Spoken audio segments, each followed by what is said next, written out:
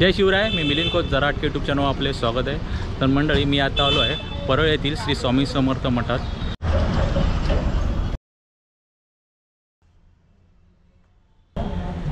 तर मंडळी, उद्या अक्षय तृतीया आहे। अक्षय तृतीया दिवशी परळच्या स्वामी समर्थ मठाचा वर्धापन दिन असतो। आज होम हवनाचा कार्यक्रम चालू आहे, पाहूया।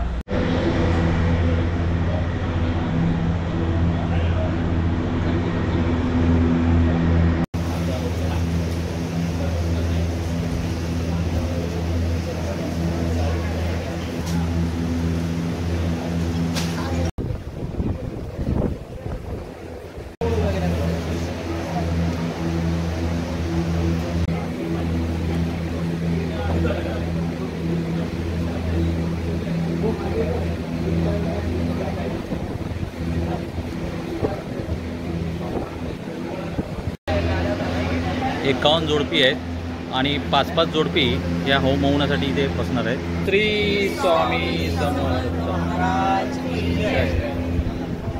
तर ही 51 जोडपी आहेत बसलेली। नमस्कार। या स्वामी समर्थ मंडळ मठ परे हे सगळ्या भक्तजनांचं स्वागत। प्रतिवार्षिक विहित तत्वेनं या वास्तूमध्ये या स्वामी समर्थांच्या प्रासादामध्ये दरवर्षी वर्धापन दिन आणि स्वामींची सेवा म्हणून काही विधी केले जातात। आज तो शुभदिन आहे। आजच्या दिवशी सगळ्या भक्तांसाठी सामूहिक संकल्प केला जातो। सामूहिक संकल्पानंतर पुण्यावाचन केलं जातं। पुण्यावाचन केल्यानंतर समस्त भक्तांच्या उद्धारार्थ तथा भक्तांकडून केलेली असंभावित किंवा संभावित पाप क्षयार्थ उदकशांत या ठिकाणी केली जाते। उदकशांतीनंतर प्रत्येक भक्तजनांवर त्याचा अभिषेक केला जातो, अभिमंत्रित अपाने। त्याच्यानंतर या ठिकाणी होम हवन केलं जातं। होम हवनमध्ये नवग्रह शांत, वास्तू शांत विधी, त्याच्यानंतर दत्तयाग हे केलं जातं। त्याच्यानंतर स्वामींवर रुद्राने अभिषेक केला जातो। त्याच्यानंतर हे जी स्वामींच्या या मूर्ती आहे, तो मुखवटा आहे जो अक्कलकोटून आणलेला आहे, पादुका, त्याच्यावर पवमान सुक्ताने अभिषेक करून या मूर्तीची स्थापना केली जाते। या ठिकाणी जे मंडळ आहे त्या मंडळामध्ये वास्तुमंडळ, त्या बाजूला डाव्या बाजूला नवग्रह मंडळ, मध्ये स्वामींची मूर्ती प्रतिष्ठापना केली जाते। त्याच्यानंतर होम हवन केलं जातं। संध्याकाळी कुमारिका पूजन केलं जातं। या ठिकाणी या वास्तूमधून संध्याकाळी 5 वाजता एक पालखी निघते। पालखीची प्रदक्षिणा असं म्हणतात भागात जाऊन रात्री पालखी परत येते। त्याच्यानंतर या ठिकाणी आरती केली जाते।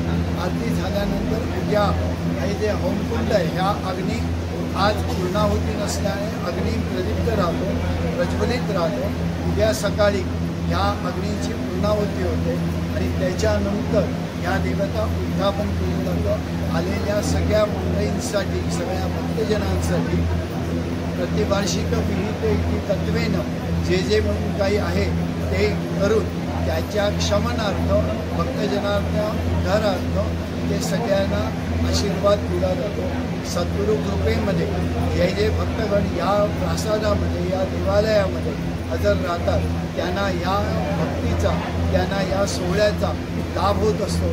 सर्व भक्तगणांना अशी विनंती आहे की दरवर्षी ह्या दिवशी हा वर्धापन दिन म्हणून स्वामींची सेवा आणि अक्षय तृतीया, जे तृतीयामधली सगळ्यात मोठी तिथी आहे, त्या तिथीला या ठिकाणी पूर्णाहुती होऊन स्वामींवर पुन्हा रुद्राने अभिषेक करून सगळ्यांना त्याचा प्रसाद म्हणून सगळ्यांना दिला जातो। सगळ्या भक्तजनांनी ह्या सेवेचा लाभ घ्यावा। स्वामींच्या समर्थ आश्रयाखाली, त्यांच्या छत्राखाली आपण सगळ्यांनी आपलं जीवन कृतकृत करावं आणि सगळ्यांना उत्तम आयुष्य, आरोग्य, ऐश्वर्य, स्वामी कृपा लाभावी एवढीच सर्व भक्तजनांसाठी विनंती केली जाते। आणि या ठिकाणी या कार्यक्रमाची सांगता केली जाते। श्री स्वामी दत्तात्रेयाय नमः। नमः स्वाहा ओम राम दत्तात्रेयाय नमः स्वाहा स्वाहा राम दत्तात्रेयाय नमः स्वाहा ओम राम दत्तात्रेयाय नमः स्वाहा। मठातून पालखी निघाली आहे।